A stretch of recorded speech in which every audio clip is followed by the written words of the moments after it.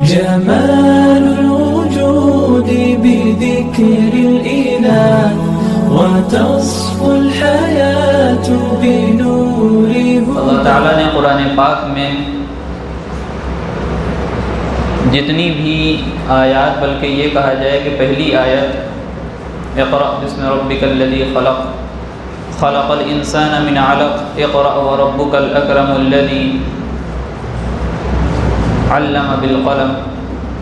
جو بھی آیت اتاری ہیں شروع کی، اس کا پہلا حرف جس کو ہم کہتے ہیں کہ اللہ تعالیٰ نے پڑھنے کے لیے کہا ہے، علم حاصل کرنے کے لیے کہا ہے، جانکاری حاصل کرنے کے لیے کہا ہے، تو اس علم سے مراد کیا ہے؟ اسی طریقے سے دوسری جگہ فرمایا قل هل يستوي الذين يعلمون والذين لا يعلمون، کہ جاننے والے اور نہ جاننے والے کبھی برابر نہیں ہو سکتے۔ تو یہاں پہ جاننے والوں سے اور نہ جاننے والوں سے کون مراد؟ اسی طرح فرمایا بھی، آپ کے سامنے آیت پڑھی کہ ان العلماء ورثۃ الانبیاء، قرآن کی آیت ہے کہ انما یخشى اللہ من عبادہ العلماء، کہ اللہ کی معرفت رکھنے والے، اللہ کا پاس و لحاظ رکھنے والے، اللہ سے ڈرنے والے اور سب سے زیادہ تقوی اپنے اندر سمیٹے ہوئے اگر کوئی لوگ ہیں تو وہ علماء ہیں، وہ علماء ہیں۔ علماء کہتے ہیں، عالم کہتے ہیں جاننے والے کو، تو سوال پھر سے وہی بنتا ہے کہ جاننے والے سے مراد کون ہے؟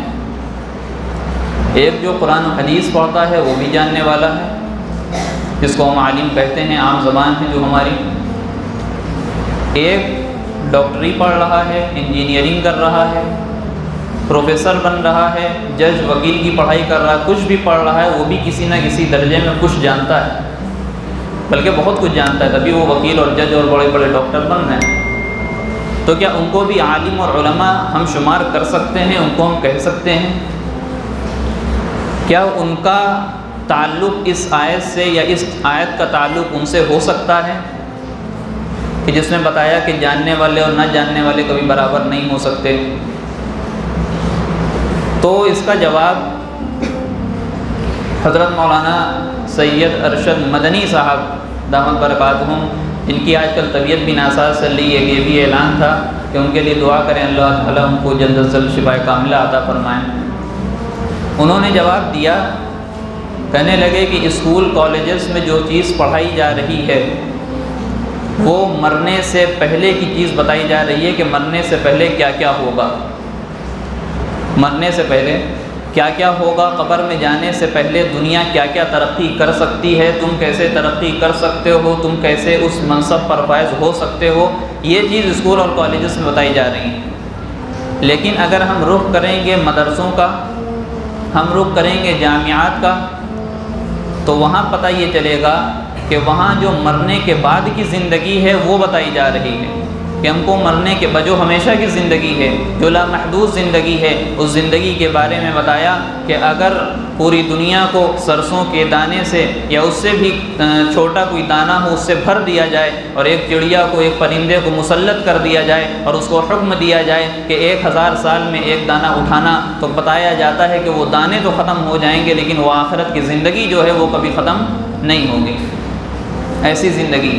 تو ایسی زندگی کے بارے میں پڑھایا جاتا ہے، ایسی زندگی کے بارے میں بتایا جاتا ہے مدرسوں میں۔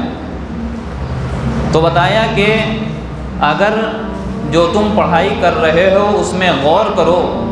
اگر اس پڑھائی میں قبر کے مسائل کا حل موجود ہے تب تو وہ علم ہے، اگر وہ اس میں حل موجود نہیں ہے، آخرت کے مسائل کا حل موجود نہیں ہے، قبر کے سوالات کے جوابات اس میں موجود نہیں ہیں، اور اس میں یہ تمام چیزیں نہیں بتائی جا رہی ہیں، تو وہ علم نہیں ہو سکتا، وہ فن اس کو کہہ لو لیکن علم اس کو نہیں کہہ سکتے۔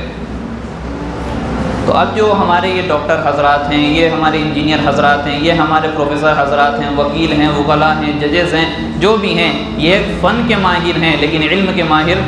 نہیں ہیں۔ علم کے ماہر صرف علماء ہیں۔ اللہ تعالیٰ نے قرآن پاک میں بھی آپ کے سامنے پڑھا کہ ان العلماء انما یخشى اللہ من عبادہ العلماء، کہ اللہ سے سب سے زیادہ تقوی اختیار کرنے والے جو صحیح علماء ہیں اب جیسے جیسے زمانہ آخرت کی طرف بڑھے گا، جیسے جیسے زمانہ اللہ کے رسول صلی اللہ علیہ وسلم سے دور ہوتا جائے گا، ہمارا ان کا زمانے میں ایک دوری بڑھتی جائے گی، تو سمجھ لیجئے ہر چیز میں جو علم سے اور دین سے تعلق رکھتی ہوگی ہر چیز میں کمی آتی جائے گی، اور جتنی بھی ٹیکنالوجی سے ریلیٹڈ چیزیں ہوں گی،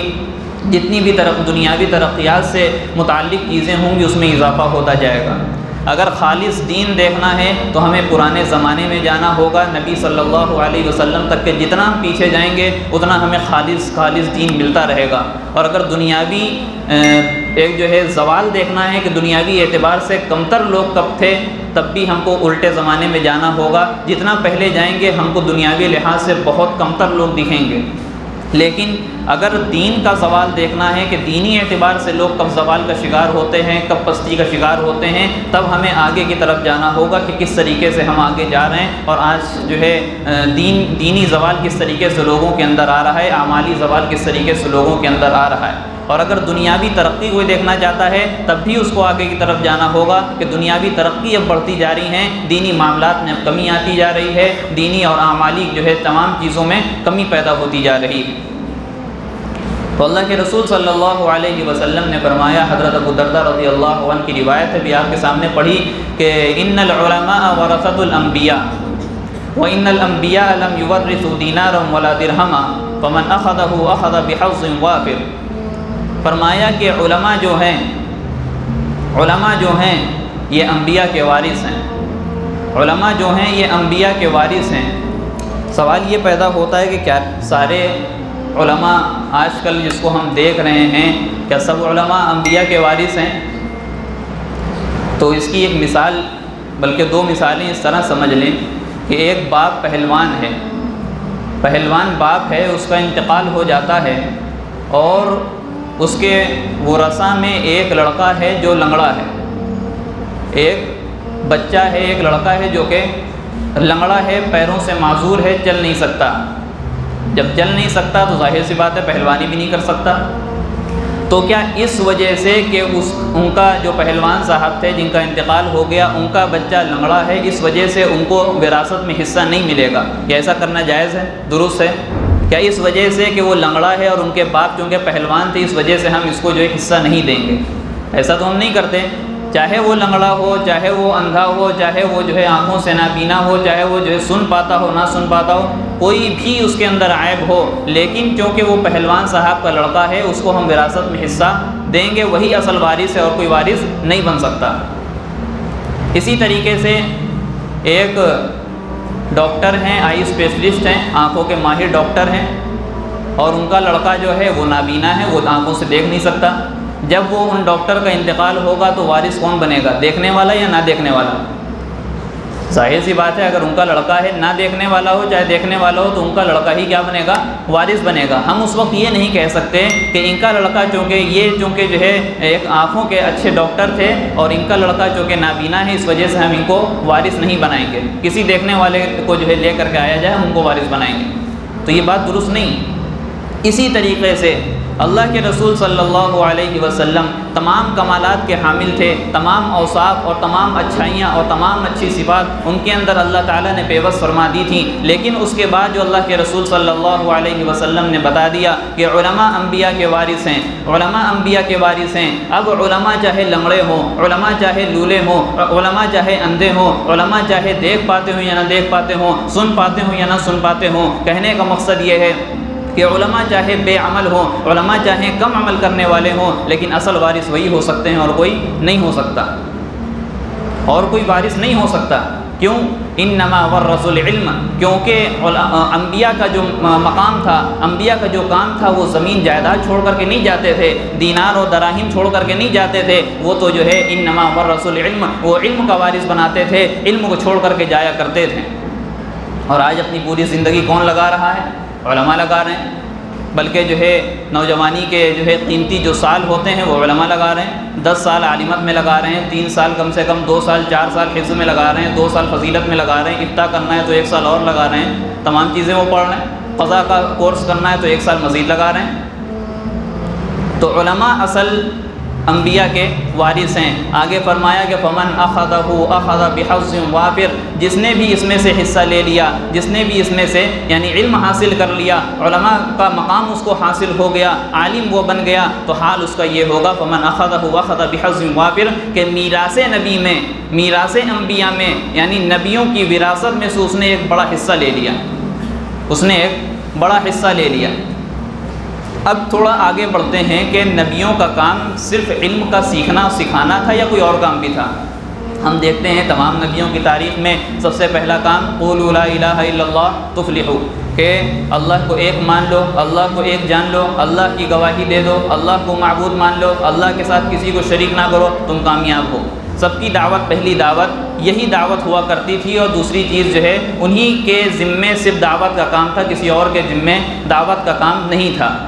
لیکن چونکہ آخری نبی جناب محمد رسول اللہ صلی اللہ علیہ وسلم تشریف لائے، ان کے بعد کسی نبی کا آنا نہیں، ان کے بعد کسی شریعت کا آنا نہیں، ان کے بعد کسی جو ہے قرآن کا اور کسی کتاب کا آسمان سے اترنا نہیں ہے، اس وجہ سے اب دعوت کا کام جو دیا گیا ہے وہ امت کے حوالے بھی ہے، وہ امت کے حوالے بھی ہے اور علماء کے حوالے بھی ہے۔ اب چونکہ کوئی نبی نہیں آئے گا تو ہماری ذمہ داری بنتی ہے کہ ہم اللہ کے رسول صلی اللہ علیہ وسلم کی دعوت کو آگے بڑھائیں اور دنیا کے کونے کونے تک کے اس کو جا کر کے پہنچائیں، دنیا کے کونے کونے تک کے جا کر کے اس دعوت کا کام کریں اور وہ دعوت لوگوں تک کے پہنچائیں۔ اب دعوت کا کام کے تعلق سے قرآن پاک میں بہت سی آیتیں، سب سے جو مشہور جو آیت ہے وَمَنْ أَحْسَنُ قَوْلًا مِمَّنْ دَعَا إِلَى اللَّهِ وَعَمِلَ صَالِحًا وقال اننی من المسلمین، کہ اس شخص سے بہتر کوئی ہو نہیں سکتا، اس شخص سے بہتر کسی کا کلام اور کسی کی بات نہیں ہو سکتی جو شخص اللہ کی طرف لوگوں کو بلائے، اللہ کی طرف لوگوں کو بلائے۔ اور آگے فرمایا وقال اننی من المسلمین، اور لوگوں میں کہے کہ میں مسلمان ہوں، میں مسلمانوں میں سے ہوں، اس چیز کا دعویٰ بھی کریں۔ اللہ کے رسول صلی اللہ علیہ وسلم نے فرمایا کہ بلغوا عنی ولو آیا، کہ میری طرف سے جو چیز تم کو پہنچ جائے، جو علم تمہارے پاس ہو وہ لوگوں تک کے پہنچاؤ، وہ لوگوں تک کے پہنچاؤ۔ قرآن کی آیات کو جمع کر لیا جائے، احادیث نبویہ کو جمع کر لیا جائے، ہم کو دعوت کا حکم تو مل جائے گا۔ بلکہ یہ میں اپنی بات نہیں کر رہا، حضرت مولانا سید ابو الحسن علی حسنی ندوی رحمۃ اللہ علیہ نے کسی کتاب میں لکھا ہے کہ دعوت کا حکم تو قرآن میں موجود ہے لیکن دعوت کا طریقہ قرآن پاک میں موجود نہیں ہے، اس کے مختلف طریقے ہو سکتے ہیں۔ اگر ہم یہ چاہیں کہ صرف پڑھنا پڑھانا دین ہے، صرف پڑھنا پڑھانا دعوت کا کام ہے، غلط ہے۔ اگر ہم یہ چاہیں کہ صرف جو ہے بچوں کو تعلیم دے دینا دعوت کا کام ہے، غلط ہے۔ اگر ہم یہ چاہیں کہ ممبر پر بیٹھ کر کے لوگوں کو خطاب کر دینا دعوت کا کام ہے اور لوگوں تک کہ صرف اسی وجہ سے دعوت دی جا سکتی ہے، غلط ہے۔ اگر ہم یہ سوچ رہے ہیں کہ سامنے موبائل رکھ کر کے یوٹیوب پہ ویڈیو ڈال دیں اور وہ سوشل میڈیا پہ پھیلا دیں تو پوری دنیا میں دعوت پھیل سکتی ہے، صرف یہی دین کا کام ہے، باقی کوئی دین کا کام نہیں، غلط ہے۔ اگر ہم یہ سمجھتے ہیں، اگر ہمارے دل میں یہ نیت ہے، اگر ہماری سوچ یہ ہے کہ ہم صرف جماعت میں جا کر کے چلا و چار مہینہ لگا کر کے اس میں صرف دعوت کا کام کر سکتے ہیں، یہ غلط ہے۔ لیکن عوام کے درمیان میں رہ کر کے اور عوامی سطح پر جو سب سے زیادہ فائدہ مند اور سب سے زیادہ کارآمد اور سب سے زیادہ لوگوں کو نفع پہنچانے والا اور آسانی سے بات سمجھ میں آ جانے والا جو کام ہے دعوت کے لحاظ سے، وہ دعوت تبلیغ، وہ دعوت تبلیغ ہے۔ عوامی سطح پر، علماء کی سطح پر اگر ہم جائیں گے تو ان کے لیے میدان مختلف ہوتے ہیں، وہ تصنیفی کام بھی کرتے ہیں، دعوت کے کام میں شمار کیے جاتے ہیں، دین کے کام میں شمار کیے جاتے ہیں۔ وہ فتویٰ بھی اگر دارالافتاء میں بیٹھ کر دے رہے ہوتے ہیں تو وہ دین کے کام میں شمار کیے جاتے ہیں۔ وہ دارالقضاء میں بیٹھ کر فیصلے سنا رہے ہوتے ہیں تب بھی وہ دعوت کے کام میں شمار کیے جاتے ہیں اور دین کے کام میں شمار کیے جاتے ہیں۔ وہ چاہے جو ہے کسی بڑی جامعہ اور کسی دارالعلوم میں بیٹھ کر کے شیخ الحدیث کے منصب پر فائز ہوں اور حدیثوں کا جو ہے درس دے رہے ہوں، بخاری اور مسلم کے حوالے دے رہے ہوں، وہ پڑھا رہے ہوں اور لوگوں کو اس کے حوالے کے ساتھ ان کو سمجھا رہے ہوں، حدیث کی تشریحات بتا رہے ہوں، اور چاہے وہ مدینہ منورہ میں بیٹھ کر کوئی درس دینے والا ہو، چاہے ایک چھوٹی سی مسجد میں بیٹھ کر کے الف با لوگوں کو پڑھانے والا ہو، وہ بھی دعوت کا کام ہے۔ دعوت کا کام اللہ نے جو قرآن پاک میں اور اللہ کے رسول صلی اللہ علیہ وسلم نے جو احادیث نبویہ میں ذکر کیا ہے اس کا کوئی طریقہ نہیں بتایا ہے، خاص طور سے علماء کے لیے کوئی طریقہ اس کے لیے متعین نہیں کیا ہے۔ عالموں سے، علماء سے بدگمانی، حضرت مولانا سعد صاحب دامت برکاتہم العالیہ جو دعوت التبلیغ کے الحمدللہ امیر ہیں اور پوری دنیا کے کام سمجھ لیجئے ان کے جو ہے ان کے سرپرستی میں چل رہا ہے، ان کا کہنا ہے کہ عالم سے بدگمانی، کسی عالم سے بدگمانی یہ علم سے بدگمانی کا ذریعہ ہے۔ عالم سے بدگمانی کسی عالم سے بدگمانی علم سے بدگمانی کا ذریعہ ہے، کسی عالم سے بغض یہ انبیاء کرام سے بغض کا ذریعہ ہے۔ اور نبیوں کے زمانے میں ان کی فرما برداری ضروری تھی، ان کی نافرمانی میں کفر کا اور فسق کا ہونے کا بہت زیادہ امکان تھا۔ آج کے زمانے میں نبی موجود نہیں ہیں، ان کے ورثہ موجود ہیں۔ نبیوں کی طرح اور ان کے زمانے کی طرح علماء سے عقیدت رکھنا، علماء کی بات ماننا، علماء کی عزت کرنا، علماء کی قدر کرنا آج کے زمانے میں ضروری ہے۔ اس کی کوئی نافرمانی کرتا ہے تو اس کے بھی امید ہے کہ وہ فسق کا شکار ہو سکتا ہے۔ بلکہ کسی بڑے عالم، کسی بڑے شیخ، بلکہ اگر بھول نہ رہے ہوں تو شیخ سعدی یا جو ہے امام راضی رحمۃ اللہ علیہ کے بارے میں ہم نے سنا کہ انہوں نے فرمایا کہ جو شخص علماء سے بدگمان رہتا ہے، علماء سے بغض رکھتا ہے، دل میں عداوت رکھتا ہے، علماء کو برا بھلا کہتا ہے، مرنے کے بعد اس کی قبر کھود کر دیکھ لینا، اس کا چہرہ قبلے کی طرف سے پھر چکا ہوگا، اس کا چہرہ کالا ہو گیا ہوگا۔ یہ ہے علماء کا مقام، یہ ہے۔ ہم اپنا مقام نہیں بتا رہے ہیں، ہمیں کوئی غرض نہیں ہے، علماء کا مقام بتا رہے ہیں۔ لوگوں میں دیکھا، عوام میں دیکھا، معاشرے میں دیکھا، جس چیز کو محسوس کیا اس چیز کو بتانے کا میرا من کیا، اور اللہ تعالیٰ نے ہمارے دل میں بات ڈالی، اور اس کے بعد اللہ تعالیٰ نے حوالے بھی دینا شروع کر دیے۔ حدیث پاک بھی ہمارے سامنے آ گئی، قرآن پاک کی آیت بھی ہمارے سامنے الحمدللہ آ گئی۔ تو کہنے کا مقصد یہ ہے کہ اگر ہم کو کامل دین پر چلنا ہے تو کامل دین پر ہمیں عمل کرنا پڑے گا۔ اگر ہم کو نبیوں کے طریقے پہ چلنا ہے تو نبیوں کے ورثاء کی عزت کرنی پڑے گی، ان کی نافرمانی سے ہم کو بچنا پڑے گا، ورنہ فسق و فجور کا بہت زیادہ اندیشہ ہے۔ اس طریقے سے مولانا ارشد مدنی صاحب رحمۃ اللہ دامت برکاتہم نے بتایا کہ اسکول اور کالجز میں پڑھنے والے اپنے پڑھائی کو دیکھیں کہ ان کو کیا حاصل ہو رہا ہے۔ اگر ان کو مرنے سے پہلے کی چیزیں حاصل ہو رہی تو وہ علم نہیں ہے، وہ فن ہے، اور اگر ان کو مرنے کے بعد کے مسائل کا حل مل رہا ہے، قبر کے سوالات کا جواب مل رہا ہے، تب تو وہ علم ہے۔ اور یہی وہ جماعت تبلیغ ہے، یا تو زمین سے نیچے کی یعنی قبر کی بات کرتی ہے، یا تو آسمان سے اوپر کی جنت و دوزخ کی بات کرتی ہے۔ اس کی خصوصیت ہے۔ بعض لوگ کہتے ہیں جماعت تبلیغ والے سیاست میں نہیں آتے، اس کی کیا وجہ ہے؟ ایک مفتی صاحب ہیں،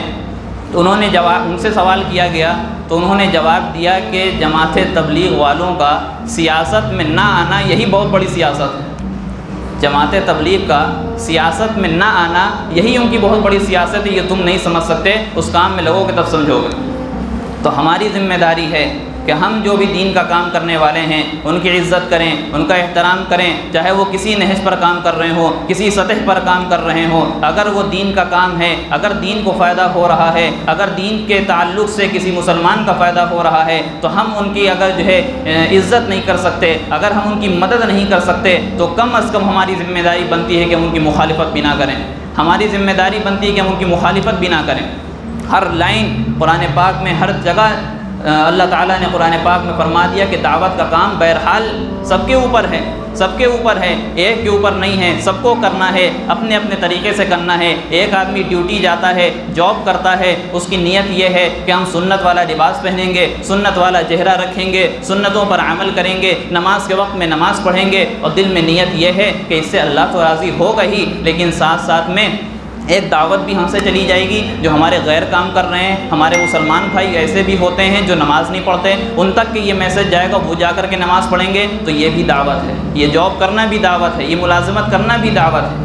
ہر طرح کی جو ہے دعوت ہم کو سمجھنا چاہیے کہ دعوت اصل ہے کیا۔ دعوت کو جب ہم سمجھ لیں گے، اس کے مزاج کو سمجھ لیں گے، تب ہم کام کرنے والے ہو جائیں گے، اور اللہ تعالیٰ سے انشاءاللہ وہ چیز ملے گی جو ہم چاہتے ہیں۔ بہرحال دوسری چیز آج کل ہم دیکھ رہے ہوں گے دنیا میں اور ہندوستان میں بھی، پڑوسی ملک میں بھی سیلاب آ رہا ہے، اور اللہ تعالیٰ کے عذاب کس طرح سے لوگوں کو آ کر کے پکڑ رہے ہیں، جکڑ رہے ہیں، اور کیسی تباہی مچی ہوئی ہے۔ آدھا ہمارے خیال سے پڑوس کا جو ملک ہے، آدھا ملک ڈوبا ہوا ہے سیلاب میں، اور کتنے لوگ بے گھر ہو گئے، کتنے لوگ جو ہے اپنی تمام چیزوں سے جو ہے چھوڑ چکے ہیں، اپنی چیزوں کو اور اپنے شہر کو کھو چکے ہیں، اور کیچڑوں سے لاشیں نکل رہی ہیں۔ ایسا ماحول ہے۔ ہم ایسے وقت میں کہتے ہیں، ادھر توجہ دیے، ہم ایسے وقت میں کہتے ہیں کہ ایسا وقت آ گیا ہے کہ جب سیلاب اور زلزلہ اور طرح طرح کی چیزیں ہم نے اپنے بچپن میں تو ہم سنتے ہی نہیں تھے، کبھی کبھار سن لیا کہ فلاں جگہ تھوڑا زلزلہ، تو ہمارے خیال سے 2014 میں ہم نے پہلی بار سنا کہ زلزلہ آیا تھا، اور ہوتا کیا ہے تب سمجھ میں آیا۔ سیلاب ہم سنتے نہیں تھے، آپ لوگ بھی جو ہے اچھی خاصی عمر رکھتے ہیں، تجربہ ہے کہ کبھی کبھار سننے میں آ جاتا تھا کہ سیلاب آیا ہے یا عذاب آیا ہے یا یہ ہوا ہے وہ ہوا ہے۔ آج کا حال یہ ہے کہ ہر روز صبح اٹھو تو کہیں نہ کہیں سے خبر آ جاتی ہے، اور ڈر لگا رہتا ہے کہاں جو ہے اللہ کا عذاب نہ آ گیا ہو کہیں، اور کہاں سے کوئی خبر ایسی نہ آ گئی ہو جو ہے دل کو دہلا دینے والی ہو۔ تو معاملہ یہ ہے کہ ابھی تک کہ ہم لوگ اسی میں لگے ہوئے ہیں کہ نماز پڑھنی ہے یا نہیں پڑھنی ہے۔ ابھی تک کہ مسجدوں میں اور ممبروں سے اور اسی طریقے سے جلسوں کے جو ہے اسٹیج سے یہی بیان ہو رہا ہے کہ بھیا نماز فرض ہے، نماز پڑھ لو۔ ابھی تک یہی سب چل رہا ہے، ابھی یہی چل رہا ہے کہ حرام کمائی چھوڑ دو، حلال کمائی اختیار کر لو۔ ابھی یہی بنیادی چیزیں ہم حل نہیں کر پائے۔ ابھی یہی چل رہا ہے کہ بھیا اپنی عورتوں کو، اپنی جو ہے گھر کی خواتین کو، بچیوں کو پردہ کرا لو۔ ابھی ہم اسی میں ڈوبے ہوئے ہیں، اسی میں الجھے ہوئے ہیں، اور نئے نئے مسائل جو ہندوستان میں لگے ہوئے ہیں ان کا جو ہے حل ہمارے پاس موجود نہیں ہے۔ ہم ان کا حل تلاش کرنے کے لیے ہمارے پاس وقت نہیں ہے۔ تو ہم نمازوں کی پابندی کریں اور صدقات کریں، اللہ سے دعا کریں۔ دعا کے ذریعے سے بھی جو ہونے والی مصیبت ہوتی ہے اللہ تعالیٰ اس کو ٹال دیتے ہیں، صدقات کے ذریعے سے آنے والی مصیبت اللہ تعالیٰ ٹال دیتے ہیں۔ اس کے علاوہ اللہ کے رسول صلی اللہ علیہ وسلم سے ایک دعا منقول ہے، ہمارے خیال سے کچھ لوگ جانتے بھی ہوں گے، بسم اللہ الذی لا یضر مع اسمہ شیء فی الارض ولا فی السماء وهو السمیع العلیم۔ اللہ کے رسول صلی اللہ علیہ وسلم نے فرمایا، یہ جو ہے بخاری مسلم چھوڑ کر کے ابو داؤد وغیرہ تمام حدیثوں کی کتاب میں موجود ہے اور صحیح حدیث ہے۔ تو اللہ کے رسول صلی اللہ علیہ وسلم نے فرمایا، جو بھی کوئی شخص 3 مرتبہ صبح کے وقت اور 3 مرتبہ رات کے وقت یہ دعا پڑھ لیتا ہے تو اچانک ہونے والے حادثات سے اللہ تعالیٰ اس کو محفوظ فرما دیتے ہیں۔ اس حدیث کے راوی حضرت ابان بن عفان رضی اللہ عنہ ہیں، انہوں نے ایک حدیث خیالی حدیث بیان کی، تو اس کے بعد ان کے جو ہے ایک شخص کے سامنے بیان کی، تو کچھ دن کے بعد وہ شخص آیا تو دیکھا کہ حضرت ابان بن عثمان ان کو فالج کا اثر ہو گیا ہے، تو کہتے ہیں کہ آپ نے تو کہا تھا، مطلب اس نگاہ سے دیکھنے لگے ان کو کہ آپ نے تو ابھی اس دن ہم سے حدیث بیان کی تھی کہ جو بھی شخص جو ہے یہ دعا پڑھ لیتا ہے تو اس کو جو ہے کوئی نقصان نہیں ہوتا، اچانک مصیبت نہیں پہنچتی، تو آپ کو جو ہے فالج کا اثر کیسے آ گیا، فالج کا اٹیک کیسے ہو گیا؟ تو کہنے لگے اس نیت سے ہم کو نہ دیکھو، نہ ہم نے جھوٹ بولا ہے اپنے اوپر والے راوی سے، نہ حضرت عثمان بن عفان رضی اللہ عنہ نے جھوٹ بولا ہے حضور صلی اللہ علیہ وسلم کے اوپر جو ہم نے حدیث بیان کی، بلکہ معاملہ یہ ہے کہ کسی وجہ سے میں اس دن دعا پڑھ نہیں پایا تھا، اس وجہ سے مجھے یہ جو ہے بیماری لاحق ہو گئی۔ تو اس دعا پہ بلکہ حدیث پہ یقین رکھیں، اس دعا کو جو ہے 3 مرتبہ صبح 3 مرتبہ شام کو پڑھیں۔ اللہ تعالیٰ سے دعا ہے کہ اللہ تعالیٰ ہمارے ملک کی بھی حفاظت فرمائیں، اور پوری دنیا میں جہاں جہاں سیلاب اور عذاب کا آنا ہو رہا ہے اللہ تعالیٰ تمام لوگوں کی حفاظت فرمائیں، اور ہم سب کو کامل دین پر چلنے کی توفیق عطا فرمائیں، علماء کی قدر نصیب فرمائیں، آمین وآخر دعوانا ان الحمدللہ رب العالمین۔ ویڈیو اگر اچھی لگی ہو تو لائک کریں، شیئر کریں اور چینل کو سبسکرائب کرنا نہ بھولیں، اور ساتھ ہی ساتھ بیل آئیکن کو پریس کریں تاکہ نئی ویڈیو کی نوٹیفیکیشن آپ کو ملتی رہے۔